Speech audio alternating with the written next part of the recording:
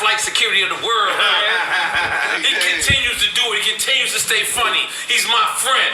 Right now, I want to introduce the legendary Mike Epps. Epps, Mike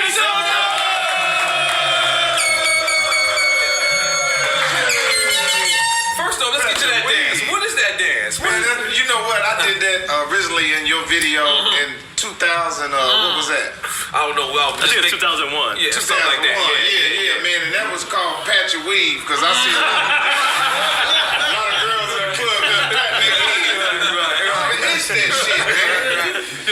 You drink some rosé first? Yeah, man. Is that cold rosé? And we got Douce for you, and we got Old English. It looked like y'all got everything. We got everything. Yeah. We also got, this is the upgraded tequila. Damn. This is De Leon. We heard you order Patron, but this is De Leon, and they sponsoring. So my AA classes is going down. Is there a cold rosé or no? It's all good. Whatever y'all got. So let's go.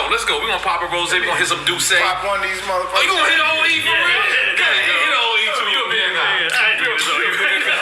Yo, we drink those at Cheeseburger Baby. And we got shout out Best Buy Liquors, man. Shout out to Best Buy Liquors for providing the liquor and the beer.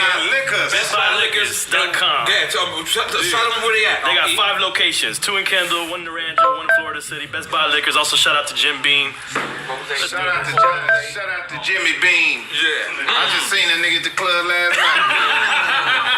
Now, one thing I notice about comedy shows, it is nothing like hip hop. Meaning, people will come to hip hop, dressed as whatever. People will come to hip hop with the intent of doing something stupid. Yeah. Last night I walked in and I was so safe. It was so clean. At first I said, damn, this ain't nothing like hip hop. Then you said, let's go smoke, nigga. And I said, okay, it's a little bit hip hop. A little bit. But describe the comedy scene, because it's a very safe environment. People come there to laugh. Well, that's the thing. Comedy and hip hop. I mean, I think comedy is a cousin of hip hop. I believe so. But it's kind of the square cousin of hip hop. You know how you got a cousin in the family that really don't get into too much, but he is in the family. Yes. You know what I mean?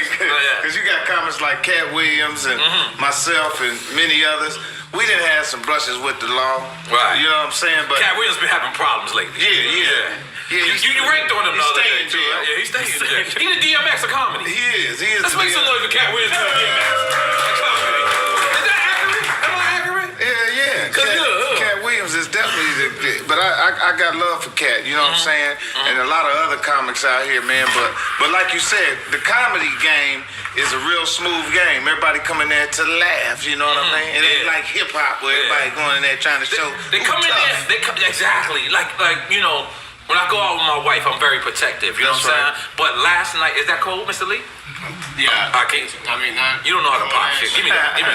But come on, Mr. Lee. Yeah. So I'm protected. But I was Dominican, man. How the fuck is that? This nigga Dominican China. Yeah, Dominican Chinese. That's what's up, man. We got Mike Epps. Let's make some noise, man. So, yo, man, you really came up there and you tore that shit down. Man. You still love doing what you're doing. I do. You know what I'm saying? I've been doing stand-up comedy for 20-some years now. You know what I'm saying? And I really love it. And comedy, to me, is like my real bitch. You know how you got people that say they got a bottom bitch? Comedy is my bottom bitch. Oh, I gotta do you right. You know what I'm saying? Let me show you how we do it. How y'all doing? It's called piscine. The piscine in France. Damn. You know what I'm saying? In France, in your mind. No, in France. That's no way. But they don't call it piscine. Oh, they don't call it piscine. I call it piscine. That's how the police shoot their guns. But comedy is like stand-up comedy is one of them things, man. You can't fuck around. Cheers, man. You know what I'm saying? Cheers to Mike. You can't fuck around and leave comedy for even a second, or the bitch will be gone. You know what I mean? That's one of them things. If I stop doing comedy for a month and I come back and do comedy, man, my time would be off like a motherfucker. So is it important? Because at the end of the day, Mike, you're so huge. You can just live off of movies, your residuals off of movies. Why is it important for you to still stay in front of and you sold an audience? Yo, that audience was huge. Where were y'all at? What club was it? This was James one of the Earl clubs. Center. That's a big That's venue. where the Source Awards. That's a big venue. You know what I'm saying? But see, that's the thing. It's like even for hip hop. No matter what you guys go out there and do, business ventures, money ventures, you still like to rock the stage because it gives you your edge. You get to still stand in front of people, in front of real live motherfuckers, man. So when you get an opportunity in the industry to do whatever you're doing, you bringing an edge to it. Right. You know what I'm saying? You can't leave the people. Now, where's Mike Epps originally from? Indianapolis, right? Indiana, yeah, Naptown. You fuck with the Colts and shit like that. I fuck with the Colts, the Pacers, and a few niggas out there. Yeah. And then, okay, so now take us through there. So T.K. Kirkland came on here and he said that he told you to convince you to move to New York. Right. And is that where your comedy started or no? Well, I started doing comedy originally in Chicago. Damn. I used to go to. You was getting shot? You was getting shot? They was shooting at you while you was doing comedy? No, Okay. You know what I'm saying? I originally started in Chicago, and I went to Atlanta, started performing for about a year. Then I moved to New York. And I lived in New York for 10 years, man. I lived, and you know, when you ain't got no money and you move to New York. You move to the real New York. Yeah, you move to real New York and you live in every borough. That you can afford at the time. Yeah. I was jumping from every borough. You know, the first city I moved to, I stayed in Manhattan, you know, for a minute. I stayed uptown, and then I moved to Long Island City. Queens. Queens. And then I went from Long Island City to Flatbush. I lived on Sterling and Flatbush. You turned Jamaican. You did a tour of New York. Yeah. So, you know, New York is definitely, I have to show all the love and gratitude to New York because it's like a boot camp for any entertainer. That's very true. If you can make it there, you can make it there. That's right. And I tell people all the time, man, if you want to go to Hollywood, go to New York first because it's going to give you that. So, this movie happens. It's a movie. It's a cult movie in our culture. Titled Friday. You hear that? Did you hear that it was a role? How did you? Because I heard Ice Cube discovered you at a club. Right. But how did you even know that role was up? I had a guy, one of my producing partners named Niles Kirshner. He sound rich. Yeah, he's a black Jew. Niles Kirshner. Yeah. Google him. Okay. You know what I'm saying? And all kind of Jews gonna pop up. Wait, you said Jew? All kinds of Jews. Not your Jews, but Jews. Mazel tov. Yeah.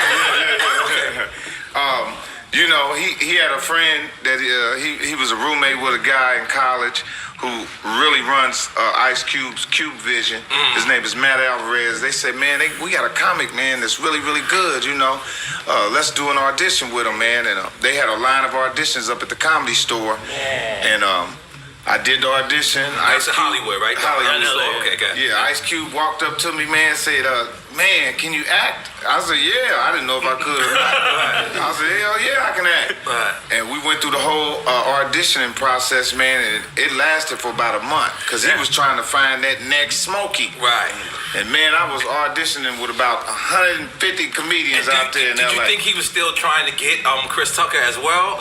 Was that a scare for you, or that was just like? No, I mean, I didn't have shit, so I didn't care what was going on. You know what I mean? I didn't, you know, I was like, shit, it's all for nothing right here. So you saying when he first approached you, it was for the Day role? It wasn't like it was just like a replacement. You were Chris Tucker had already turned the road down. You know what I'm saying? Ice Cube was mad to the motherfucker. Ice Cube was like, man, fuck Chris Tucker. You know, I know you was like, good looking, Chris Tucker. I'm glad your ass didn't do that shit. So I auditioned for it, man, and I got the role, man, and I'll never forget. I swear I'll never forget the day that I got the role, and I walked on the set, man. I was all happy and nice and shit, and with nobody saying shit. They was all quiet. And I did my first role. I mean, first scene. And when the first scene was over, and they said cut. I didn't hear no laughs, and John Witherspoon was sitting over in the corner looking at me like, guy. You want to say bang, bang, bang, bang. Motherfucker was standing there looking at me like this. I said, oh shit. I went and told Q, man, they ain't laughing. He said, it ain't time to be funny yet. Man, by the time it was time to be funny, I came out there and said, man, this bitch done sprayed my car. You sprayed the pimp, you sprayed the player. I was on the ground, my eyes fucked up. I was on the pop, and I was funny in the movie. And they were tens, but you kept them clean. I kept the motherfuckers clean. You kept the motherfuckers clean.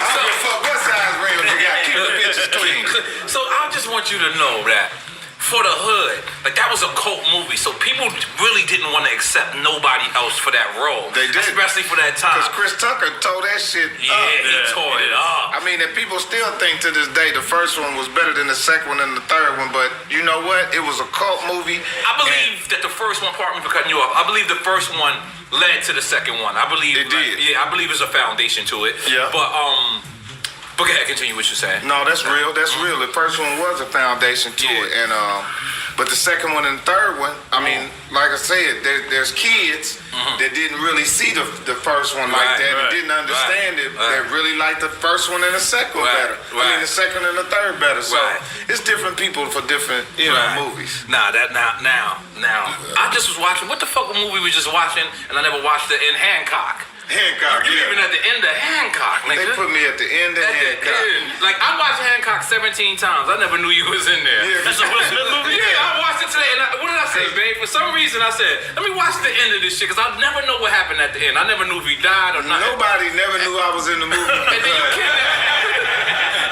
that shit came on after the credits went after the credits, You know what I'm saying? I've been at Nori, I had a chance to work with a lot of great actors, a lot of big players in the business. Will Smith and Whitney Houston and Bernie Mac, and I've been blessed to work with these great comics, man, and great artists. Now, in the Bernie business. Mac, I'm gonna be honest with you. You know what the most classic scene with you and Bernie Mac was when I forget Soul what Man. Soul Man. Yeah. And he said to you, he said, fuck the kid. He said, fuck the kid. Yo, my nigga. I say that to this day. I'm like, fuck the kid. My wife be looking at me. Fuck the kid. For real. Yo, you have done so many countless classics. So now, let's try to stay in Friday for a moment. Yeah. So did you understand how hard that was gonna be for filling those shoes? Oh, or you just was like, yo, I'm a funny guy and I'm a rock it? No, I understood. You understood it? Yeah, I understood how hard it was because Chris Tucker, at the time, He was that nigga. Man, He when was I tell going you to be that Eddie nigga Murphy. was He was going to be the new Eddie Murphy. hilarious and funny and wild and real, and everybody loved him, and he had that voice, and I mean, I'm like, damn, man, I don't know what I'm gonna do. I know one thing I'm not gonna do. I'm not gonna come in there and try to be him. Yeah, exactly. You know what I'm saying? Exactly. So whatever I do, You're gonna be you. that gonna be me. And I had a character by the name of Day Day who. Day Day, let's make some noise for Day Day. At some point in this interview, I'm gonna call you Day Day. Just don't worry. I don't give a fuck. Don't worry. I'm sorry. Yeah. Yeah. I don't give a fuck. Who did you model Day Day after? Someone I had a cousin named I had a cousin named Brian. That is Day Day. That's what Day Day is. Yeah, crybaby, wild ass. You know what I'm saying? Yeah. Getting in the shit at nigga all the time. And now I seen Michael Blacksman was also in the movie. Michael Blackson was in the movie. We had him on the show last night. Hey, exactly. Was that your first time working with him then? No, me and Michael Blackson started comedy together. Get the fuck out of here. Yeah, and all this time I He thought had on the this curtain nigga, last night. Yeah, I thought this nigga was African. This nigga from Philly. That nigga ain't African. He ain't African, man. That nigga from Meek Mill Block. Yeah. Get the fuck out of here. All this time, that nigga, you mother. I get around this nigga's mother. This nigga tell me, Mama, you want me to take the try? I said, what the fuck? This nigga's a real nigga from Philly. Yeah, let's make some noise for Michael Blacksman. The shield on everybody's shoulders, and we're gonna also take a shot of Tiger Bone. We're gonna introduce you to What's that. that? That's this is our sponsor. It's the star of the show. It's the star of the show. It's called Don't Smell It. Where the shot glasses at? And Joe, tell people back there, my man, please keep it down, my nigga. I'm watching. Illegal in 7 That countries. shit is like soy sauce. Yes, it is. He is on point.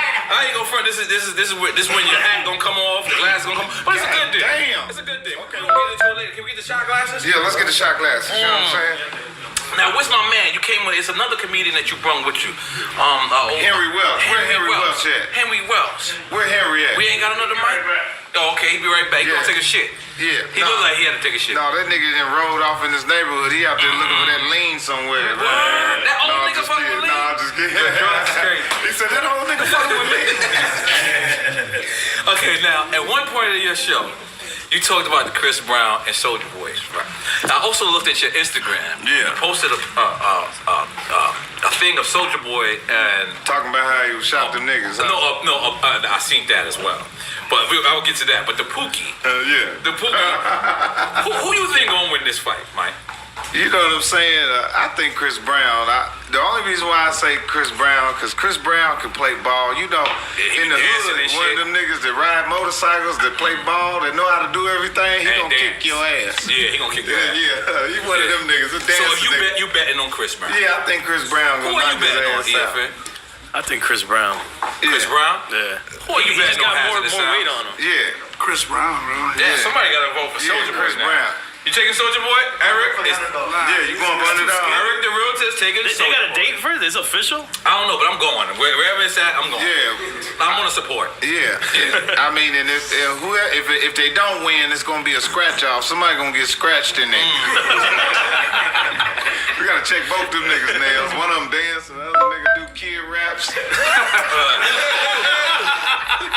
They hanging with all them gang members that ain't shit. Yeah, I ain't gonna. They gotta listen. They hanging with the gang.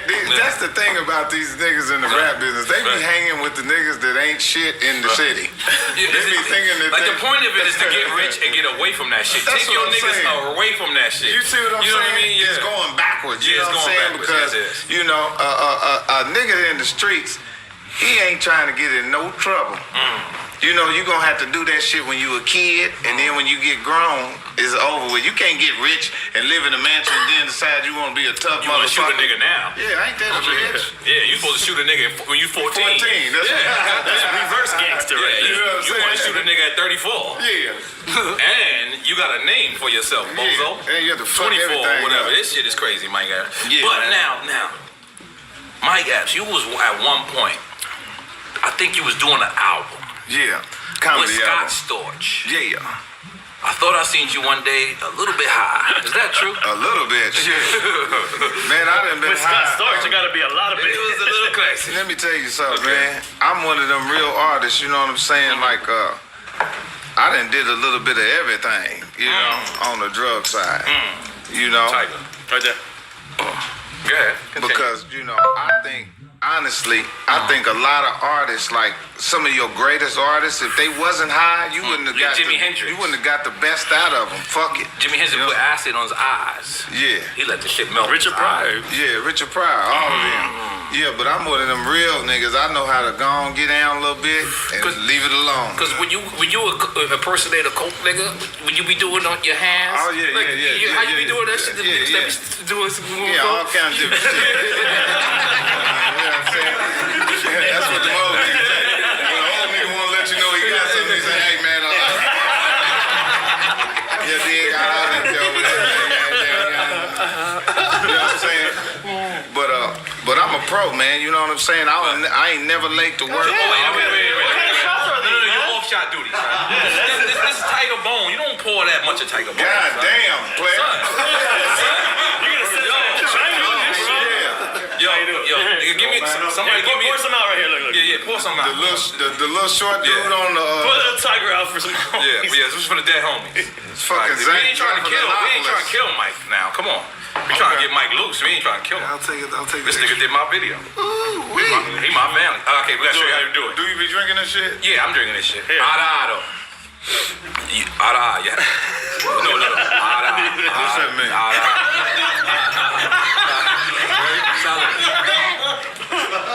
Damn. No, don't do that to us. Don't do that to us. We watching you. Then you gotta say, Makahaya Bing Bong.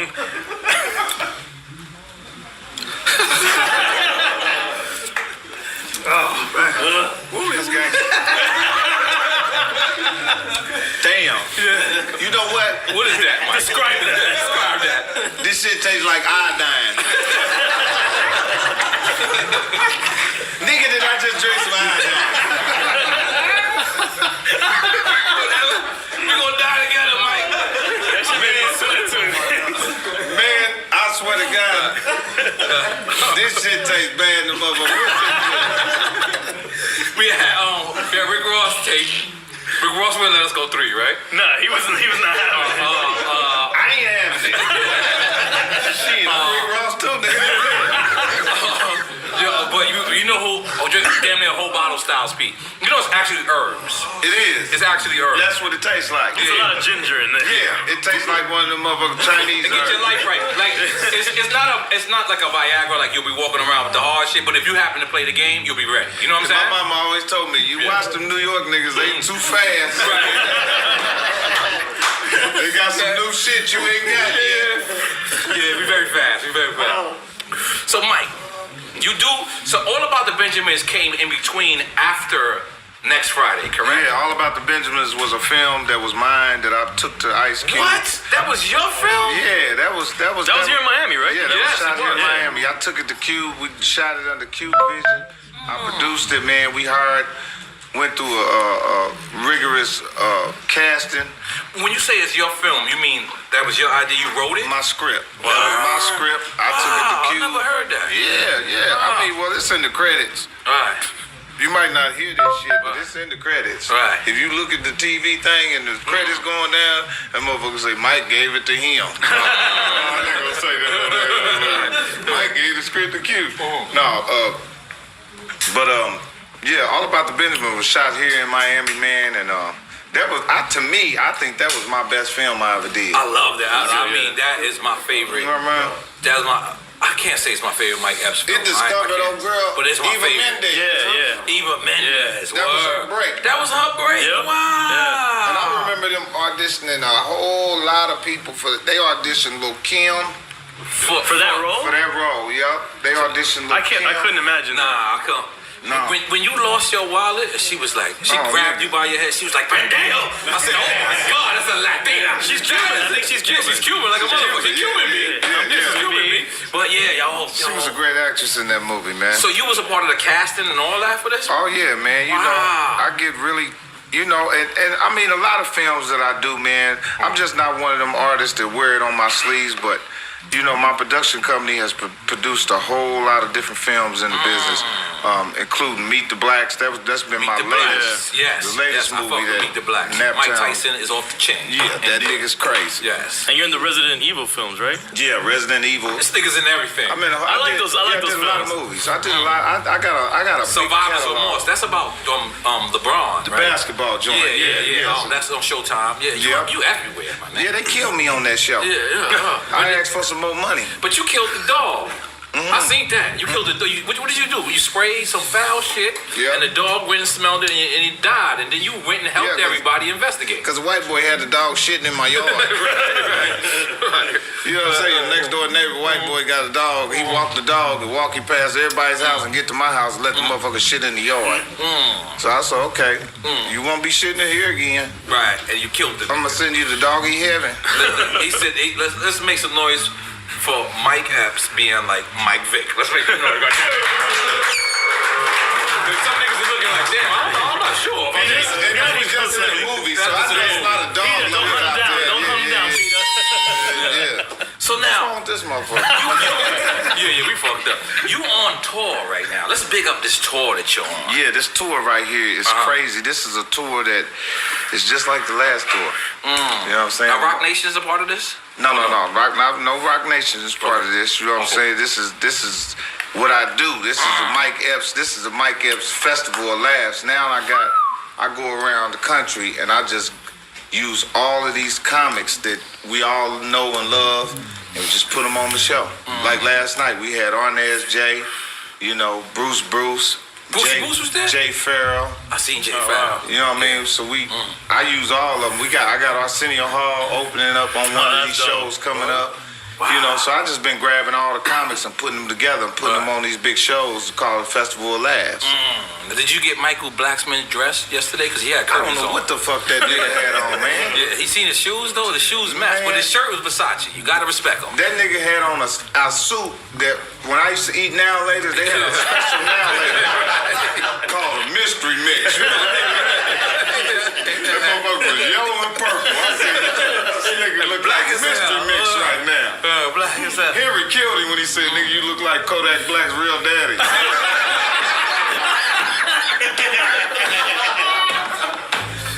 Now, last night you also acknowledged the Miami hip hop scene, which I thought was dope. Yeah. You gave love to Uncle Luke, who was actually in the crowd. Uncle Luke. You gave love to Trick Daddy, and you gave love to Pork and Bean Projects. Yes, sir. You gave love to Trina and all that. Now, is that when you go to each state, you have to know about the hood, or that's just who you were? Well, you know, when you travel, and you know this, Noy, when you've been doing, when you travel, when you're an artist, man, you go to you really live in these towns. Exactly. Because you there all the time, and as you learn, as you go live in these towns, you learn who's who and what's what. The lay of the land. Yeah, and they become family to you. You know what I'm saying? You ready for another one? Yeah. I've been coming to Miami for years, man. I mean, ever since Luke Skywalker and them started, man. I've been loving 2 Live Crew and all the that. Pac Jam and shit. Yeah. You know, I know about them the old artists, the Shadies in Atlanta and all of that. Poison Clan. Yeah, look at him. His beard is standing up. He loved Miami. He loved Miami slang. Yeah. We got Mike Epps getting loose over the Tiger Bone, I goddammit. feel you can do that dance after you Do that dance. I can do that dance. Now, Mike, with it. you did. I don't know if you know, brother, but I was so excited to have you in my video.